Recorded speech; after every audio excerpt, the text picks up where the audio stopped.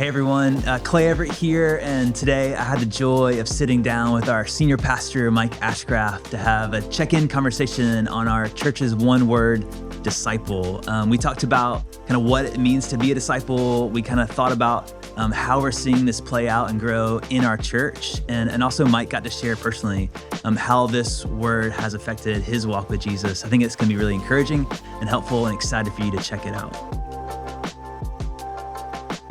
All right, Mike. So today we are coming back to our church's one word for 2025, which is disciple. Disciple. That's right. You passed the test. Passed the test. You doing good today? I'm doing very good today. Thank Good. you for asking. Awesome. Yeah. I'm excited for our time. I mean, we're more than halfway through the year Right. with our word of Yep. disciple. We are entering into the fall season and ministry around our church. School's back, so it feels like a good time to kind of come back, right? Yep. Like check in. Be reminded of Yep. our one word, and maybe even kind of assess like how's it going? Yeah. What are we learning? And so that's what we're gonna do today, and I'm excited just to get to hear from you. So first of all, before we can like get to here and how our word is a part of our church, we got to go back, right? So when you think back to January, February, we're introducing this church-wide word. Even the concept of that is unique. We don't always do that. Right. And we're introducing our church's one word, disciple. What were we like hoping that this word would do in our church through the year? Did you have even a picture of that? Yeah, it's actually pretty layered, as you might Right. imagine. But the simple thought was the idea of picking a corporate word, as we asked people to pick their words, was really to kind of create a tangible symbol to be able to say that like we pick individual words to kind of monitor or to give vision for our own personal formation. Yeah. And what we wanted to do is having a corporate word to say, oh, your formation and my formation actually fits into a corporate formation, like who we are that's right. becoming. Yep. And then the second layer of that, which especially in a church like ours, we've 25 years old, we've been through a lot of things. That you kind of come back to what is the church for, and people talk about church growth or church health or whatever the metrics. Even people who come to our church have certain expectations of what makes our church successful or good or healthy or whatever adjective you use to describe it. Yeah. We wanted to really come back to what we believe, and this has been about a 10-year journey to what we believe Jesus is actually calling the church to do. The function is to make disciples. And so we're like, what better way than to sort of put that up there to just remind us, even as we come to understand what it means more fully in our lives. Yeah, that's right. So that's our word, disciple. Of course, we have a definition We to do. go with it because we love to define things. And so we've defined a disciple as a friend and follower of Jesus, being trained and empowered by him to love. Yep. So I don't know, do you have some thoughts on that? I mean, there's some key things that kind of stick out in that definition, maybe how that came. Yeah. And why we defined it that way. Yeah, it's funny because it came about. I mean, there is a long story because there's a long history with this, but it came about when Rick Schaefer came on our staff, and we were trying to understand his role as like a pastor of discipleship or formation. And one of the first questions was, well, what do we mean? And so Rick, he's an engineer, and so he just goes to work. He's like, let's get a tactical and kind of concise definition of what we mean by disciple and what we mean by discipleship. And so he spent some time with a group from our staff, and they worked for, I think, months and came up with that definition. Yeah. And, I had to chew on it for a while. We've chewed on it internally for a while before we really made it corporate. But it to me, what it does, and the reason definitions are important is not just, it is for clarity, because that's what it does, but it gives you a sense of a vision, a picture. When you think of a friend, it connotates an image. When you think of a follower, we have to let our imaginations sort of work to understand what are we talking about, what do we mean? And then, of course, I think the loaded part is trained and empowered. Like those two things are just make me have to stop and go, what do I mean by that? What does that mean to me? Yeah. And what does that mean for us? Yeah. And then, of course, the end result, we all, that the point of our formation is that we would be a people of love. And you've talked a lot about that around here. Yeah. How are you seeing that definition get like embodied, caught within our church, or maybe even beginning to shape our church recently? I wish I could say, oh, everybody just gets it and we're all like plugging away. But that's not how anything works. One of the first ways I notice is when you start to hear people using it. And a lot of it's internal. We hear it in our staff. We hear our staff talking about this definition, which then means it's starting to shape the way they are leading their teams and their volunteers and their people. And then out of that, it starts to affect how we measure and what we're looking for and how we would actually define, oh yeah, we did what we were supposed to do as a church. And, I think one of the most important things that we've learned really in these last few years is that you can affect change by telling people to do certain things. Right. And that works to a point. But when you can begin to become the kind of people and become a kind of culture within, that is formative like very few things are. And that to me is what's starting to happen is our staff are concerned about their own, how am I being a friend and follower of Jesus? How am I being trained and empowered? What is the output or outcome from that?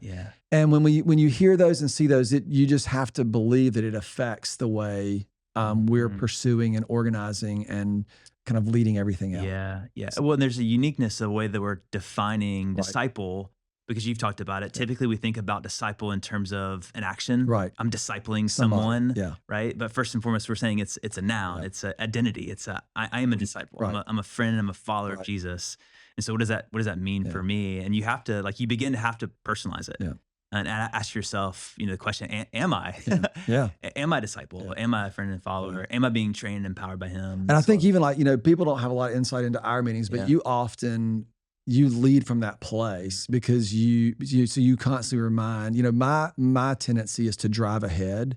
Sure. And so, even the way we have been working together over the last few years, but also as a congregation, it just feels much more pace. And that's one of the challenges of thinking of ourselves as disciples first, because we're learners and we are following a person, right? We're following Jesus. And so we can't just run ahead or run past or assume. We have to stay in that posture. That's the reminder for me. Totally. So it's just helped me process things much, I think, better in this season of our church. Yeah. When I'm thinking to be a disciple is no longer a checkbox. Am I a Christian?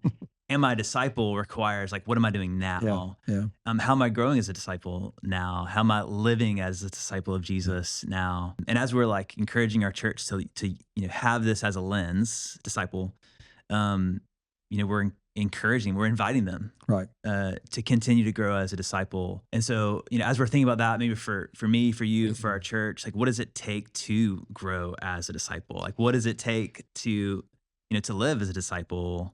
I think one of the things that is powerful about this, it is that envisioning part. When you say, how am I doing? You immediately have, as a friend, as a follower, you immediately have these pictures that you now have to assess, because like I said, it's not just, did I do my quiet time or did I do this Bible study? It's how am I relationally connecting with Jesus? How am I submitting myself? So, I try to go back in my own life and think about the ebb of my journey and where it is today. We talked about this last week in the message, is this idea that we're having to learn and see and consider things in ways that we're not used to. Right. And so that to me is what is required of us, and one of the other pressing things is when we say we're going to walk with Jesus or follow Jesus, what does it do to our pace? What does it do to the way we arrange our lives? Right. That's what the challenge is. And sometimes those start with questions before they are oh, here's an instruction, here's what I should do. It's a question of how to posture this and pursue this. Is my life set up well to be a disciple and to live as a disciple and to grow as a disciple? And that is not a fun question to try to answer. No. Mike, you talk a lot about paying attention to things, about seeing things, about paying attention to stories, to people. Are there some stories? Are there some things that you are seeing where you're saying this word, this concept of being a disciple is really starting to take root in our church? Yeah. It's one of the things that we talked about when we launched this in the first part of the year was that, it is an identity, it's a noun. But it's also, it became our vocation. We talked about it in the sense that this is what we are calling as a human being. We bear God's image as we learn to live as a friend and follower of Jesus. And so what I listen to when I talk to people, again, a lot of these start with questions, and a couple of stories that kind of remind me or go, oh, this is starting to take root, and his question is about his job. And he has a good job, a lot of responsibility, but it's, should I do something like in ministry? And you could tell as he's kind of processing this, what he comes back to is, this is my vocation, is to live as a disciple, and how that gets. So the conversation went from, and I think it had to do with his one word, which was something about steward, if I'm recalling this correctly, something about steward or stewardship. So he was basically trying to say, Lord, what have you entrusted to me? Yeah. And then out of that, this vocation of disciple. And so what the conversation ended up being is not should he be doing what he's doing, but how should he be doing what he's doing? How does he show up in these places? Where is he deriving the source from how he's going to respond to stresses and pressures and people and all the things in his job? And that's when you kind of, it's exciting. It's a little bit nerve-wracking because it's not a, here's the roadmap or here's the plan. You have to discern and walk and trust and wrestle these things out. Well, and like the outcome of being a disciple, right, is being trained and empowered to love, like you said earlier. And so I think in some ways that takes the pressure off. Yeah. Because I don't have to change the world. I don't have to change people's minds. I am called to love the world. Yeah. But also, that's hard. It is hard. It's actually harder. maybe. Yeah. I mean, so I was meeting with a college student and just processing life, and one of the things that comes up in, young adults is my relationships and my community. And, typically when you're in college, you have a large community. So you have a lot of people and there's lots of drama, and I'm like, man, this is your opportunity. Like, this is what it looks like to be a disciple of Jesus, is how you respond. Yep. And how you, within the tension and the hard conversations, how you embody the love of Christ in this space. And that's not easy. No. And it's not fixing the drama or the tensions. It's navigating it. And it's navigating in a way that you truly actually love the people, not just that it looks like love. Yeah. You actually love this person and you love that person and you're for both of them. Yeah. Yeah. And so therefore you do stand in the gap. Yeah. And so I think that's just one place, one story. I'm like, man, this is it. And he got it, and he's stepping into it. And I think it's those conversations and being able to encourage each other, because we feel so much pressure to fix and solve. And even the idea we got to change the world, or, and the world will change. Like, it will change. It has changed. Like, if we really believe what Jesus has done, But that to me is where you start to see it, is when it's in it's not so much, again, especially where we are now. We're new in this journey, but where it's starting to take root. I think it's found, again, what you were saying earlier, in the stories that we tell when we hear stories from each other. It's really encouraging that's starting to take root. Totally. Well, there's these beautiful stories where we see it taking root, taking shape. There's also this reality that when you take discipleship to Jesus seriously, you recognize it's a beautiful invitation to be a disciple. It's also a challenge, and I do wonder, for someone who's like listening, watching, who's like, man, I want to be in this, but it's been hard. Like, are you hearing those stories where people are struggling to live as a disciple? They're struggling to live as a friend and follower of Jesus, and they're kind of going, am I messed up? Yeah. I think one of the things, and the answer is yes, but that's part of the beauty of the word, is that it's not something you do or don't do. Like when we talk about picking a word, you're picking a lens versus making a promise. Not saying, I promise I'm going to be a disciple. That's the goal. But when you start to look through this lens, the thing that we have to do, and even while, like, now here it is, 3/4 to the year, it's still a fun time, because there's still 3-4 months left of the year, that you don't have to wait till next year to turn and just renew your vision or kind of get a sense of that. And I think when you have enough conversations like this, you actually find a sense of freedom, that it is hard. Right. And it doesn't get easier. I think we have this illusion that if you just get good enough at this, it will be easy. Right. And it's just not. Like, every time we find one rhythm, something happens and it forces us into a new one. Every time we learn one thing, something happens and we have to learn something, else. And if anything I've learned in my journey, the myth or the idea that I had that I would figure something out by a particular age, and then I'd be able to execute on what I knew for the rest of my life. And a lot of people do that. Sure. And when that got destroyed, it kind of left me disoriented. But the gift was, we didn't have this word or any of that, when I was in 35 or 36. Mm-hmm.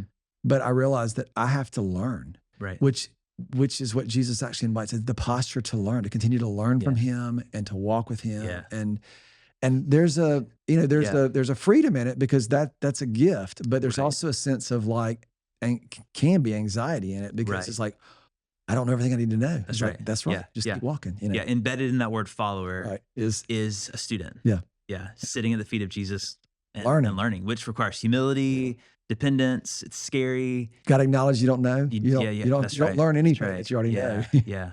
And that's a good reminder, Mike, that a one word is a lens, because it's like even this conversation, Right. because yes, we're called to be disciples. And so we want to try to be that thing. Right. But a lens helps you to begin to see that Right. thing Yeah. and to see differently Yeah. and to think differently. Yeah. And if we spend a whole year with a new lens, it begins to shape other Yeah. things. And that then allows us like to live that way, to actually live as a disciple. Yeah. Because like, my word this year was seed. Yeah. And it was, it comes out of the parable of the seeds, sowing, and there's a lot of layers. You sow, you reap what you sow. All these kind of imagery Sure. from the scriptures. But what it really was about is, the picture in my mind was that the fruit looks so different from the seed. Yes. Right. Right. Seed Yeah. goes in the ground way, and then this crazy thing pops up out of the Right. ground. Yeah. It's cool. And so I just was thinking about this over and over. And part of my journey is that when I get something in my head, I want to go, okay, how do we get there? How do we make this happen? And that's served me well in a lot of places. But as the last couple of years with, I had animate, imagination. Last year I had this idea of cologne, which was this idea of beauty. Right.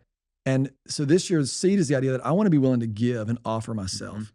But I do want to do it in a way where I'm freed from having to calculate what that might produce. And that's the idea. I just need to be responsible for offering. Yes. So then what happens is, and I try to do the exercise of like, okay, now how does my word fit underneath disciple? And what it really, what struck me, there was a lot of things, but it was the friend and follower, because now I have to live at a pace that isn't governed by how badly I want to accomplish something or move something or drive something. It's now at a pace where I'm moving with what God is doing, which again has always been the case, but it's just that lens to remind me. Yeah. Because you know how it is, especially, the pressures of anybody's job or work. Sure. You start to feel the pressure and you got to move. And this just constantly reminds, this morning I was sitting out, in my backyard just praying, and it's like all the pressure. I was like, no, I just need to reset and just be with Jesus, to good. learn and to rest. And that's not a natural. That's not your natural pace. posture, Yeah. Man, I love that. That's good. So like, you're sharing that personally, like that's the way that this corporate church one word is helping to shape how you're seeing your life, even how you are seeing your word. Are there things that you are still like learning about disciple, or like personally, like that you're still kind of learning or still wrestling with what that looks like to look through that lens? I think it's the friendship, because, it's funny because Rick Schaefer and I were talking about this, but like a lot of the people who are my age, we grew up with like, Lord, Lord, Lord, Lord, Lord. And there's this, he's God, and which has been great because Jesus is Lord, right? We get that. Then you have on the flip side, where a lot of people are like, oh, Jesus is my homeboy, right? He's just my friend. And so for me, I've had to really kind of consider, what does friendship with Jesus look like? I have been, fortunate in a lot of ways, but there are parts of my life where I felt like that I've revered Jesus and have imperfectly for sure, but tried to follow consistently over a long period of time. But to give myself permission to just enjoy a relationship with him, particularly in the middle of like what is often just kind of pressure and demand, right? You just feel pulled. And so to be able to like stop, and I think that's what I was trying to say about this morning, it was just to enjoy like the friendship. So that's a newer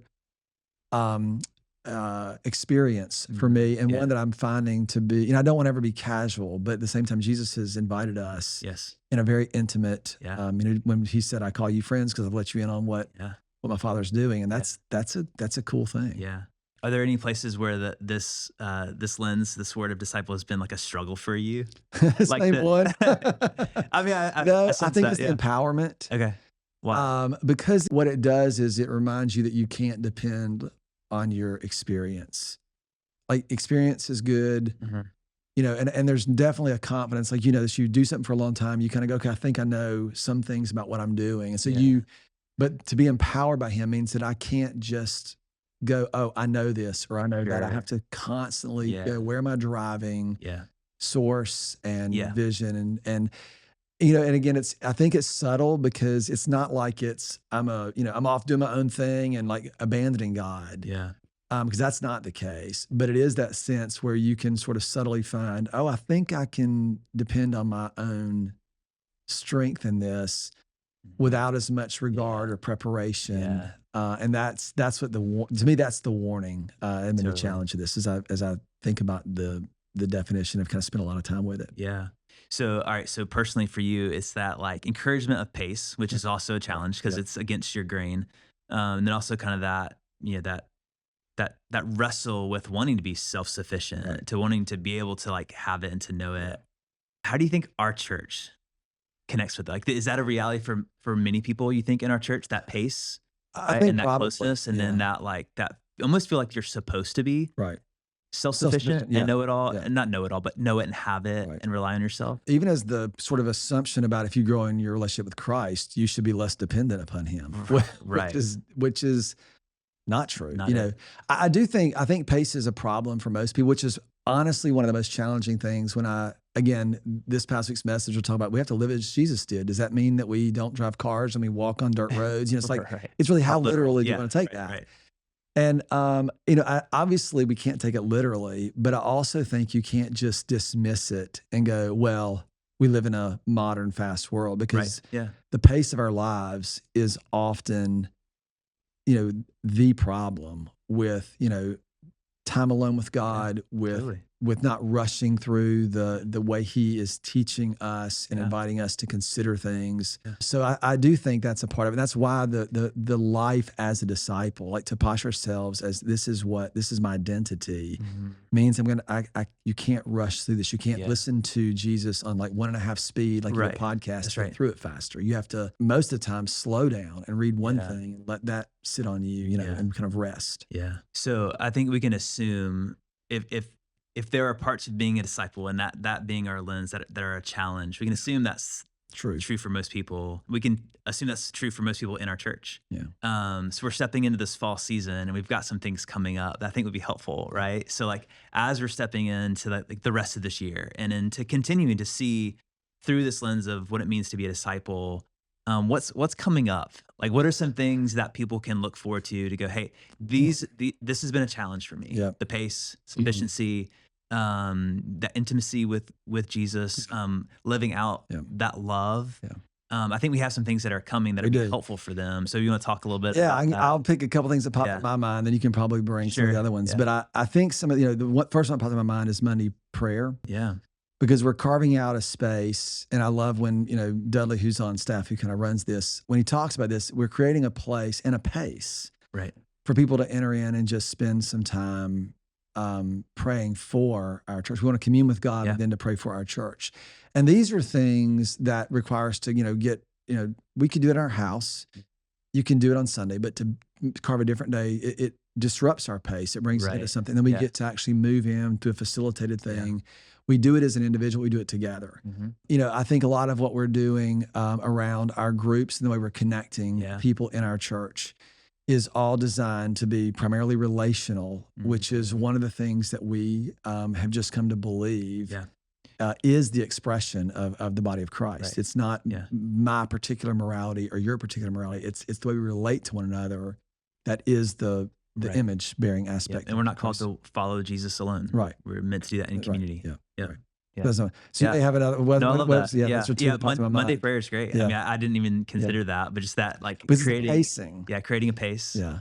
And creating rhythms. And especially for me, because that's not something like, my role here is usually like, oh, I'm preaching every day. So to be involved in our church in a way that's very different is so helpful. I think people gloss it over because it doesn't have the same, oh, this is important, but it actually is one of the more important things that we do, precisely because of we're taking off all the things that we tend to depend upon. Yeah. and then we're pacing it in a way that we're just not used to. Yeah. And I think that's that's good. powerful. Yeah. Yeah, that's great. I mean, my mind also went to teaching. We're doing some teaching Yep. coming up on discipleship, Yep. right? So as a disciple, and what does that training piece look like? And so we're going to spend some time in that. Yeah. Like, what does it look like to be trained and empowered? Yeah. I went through and I made a list because I tried to Yeah. get back and think about what my life was like, 25. I remember vividly trying to get things right. And I think that's where most people, I mean, we all live there, but I don't want to act like it's not, but there are things that I remember, like, just trying to figure out, what does Jesus want me to do when we talk about arranging our lives. And so I just made a list, and I remember when I was probably in college, Psalm 119:5 was like the verse, and it says, "Oh, that my ways would be established in order to keep your word." Yeah. So I'm like, okay, what this seems to mean is that I just need to arrange my life in order to do the things that God says. And so I remember finding myself in like the Sermon on the Mount, which I have come to love more and more and more. Yeah. It wasn't, I didn't love the blessed or the poor in spirit, because it was like, okay, really? But I've come to really appreciate this thing. But when you look at it, there's so many things in here about like our mouths. Like, when we say yes, do we mean yes? When we say no, do we mean no? And so I remember just looking and going, okay, I can start there. Or what we allow into our minds and what we allow our eyes to fixate on. Can I pay attention to those things? And I just literally would start to make a list and then try to wrestle out, how am I doing? Like, do I take seriously what's happening? And so like the idea of trying to live as a disciple isn't just about kumbaya. It's about saying, Lord, what are you asking of me? And then can I find a way to arrange my life to do that? The Proverbs talk about, if your mouth causes you to sin, put a muzzle on it. Like, there's this real tactical, practical way of doing it. But then it gets in, and the invitation in the Lord's Prayer is like, you ask, seek, and knock. Your Father is good, And I remember, going back, like I said, I went back through, tried to, just preparing for this, trying to really re-enter those days. I remember writing, and I can show you journal entries. So I just put out a pen and paper, like, Lord, I'm serious about this. And sometimes it felt like just, inauthentic. I'm just doing this because God wants me to. And then eventually what you find is that it moves beyond that, and it's what His Spirit does, right? It's what the Holy Spirit does. We actually begin to change. And so I think that's where people can start. Like, if you come to church or you come to morning prayer, I don't really know what to do. You just do it. Right. Or you come to a community group and you just show up. Or you come to a service and you pull out a pen and a piece of paper and you go, and you begin, when you have questions, you ask and you knock and you seek. And, to me, the beautiful thing about a walk with the Lord, and this is really what is a life as a disciple, is that when you do that, He is faithful to reveal of Himself and to lead us into those places and to shape us into a kind of people. And that to me is one of the things, and I just look back, I remember, like, in my early journals, just the frustration and the shame of not being able to get it right. And then you look back and go, oh my, and it wasn't a light bulb. It was just like, over time I was sitting and go, oh, I don't get angry as easily as I used to. And sometimes it was just because I had to put my hands in my mouth, because I can't lose my temper. So what am I going to do? You walk outside or do something, and you realize, like, oh, I'm actually not angry about this, or a host of things. And you don't notice it. Like I said, it's not like a light switch. It's just over time, and it's that slow, gentle formation of God's gentleness and His Spirit kind of bringing us into a kind of person. And that to me is, our formation sits in that. And if we can live like that together, it opens up a lot of doors. So. I mean, in student ministries, they talk about, you're going to become like your closest friends, right. And what if Jesus was one of our closest friends? Right. What if other people trying to live as disciples of Jesus were our community, and we're bumping up against each other, and we're learning from each other, and we're reminding each other of what this could look like. I mean, for me, the Sermon on the Mount, I love how much it is like a picture. Jesus is giving a picture of what it can look like to live in the kingdom, to live as followers. And we don't spend a lot of time imagining, what would my life look like if I really lived as a disciple? Well, I think this is a good chance to do it, right? Yeah. And then what would I do? I mean, that's part of your word is what would you do to be that kind of person? And then why don't you do some of those things? Yeah. And the great thing is, when you, and this is why the community is so important. When you do things and you do them in faith. Like, it's not doing them perfectly. It's doing them because I believe this is what God, like when I would do something, I believe this is what God was asking. Yeah. God honors our faith. And what we need is we need people saying, oh yeah, you didn't do it perfectly, and totally. this might move into something else, but man, this is a great step. Right. And we help each other walk with God. Yeah. And that's where we're going, is this idea of what is training ourselves and being trained. What does it actually look like? And we're going to spend some time addressing that. That's great. Yeah. So for people who've been a part of this, who've like said, yeah, this is my church one word disciple. They're listening to this, they're watching this, and they're like, man, I kind of feel like I've missed it. Yep. I forgot. Yeah. Or maybe I've really tried. Yeah. I've really tried to let this be like a lens, and I feel like kind of a failure. Yeah. Maybe. Do you have a couple words of encouragement to that person? I mean, I think if you've forgotten, then that's okay. Yeah. Fill out a piece of paper and a pen. Mm-hmm. And write the definition of disciple as a friend and follower of Jesus, being trained and empowered by him to love. Like, just write it down. Yeah.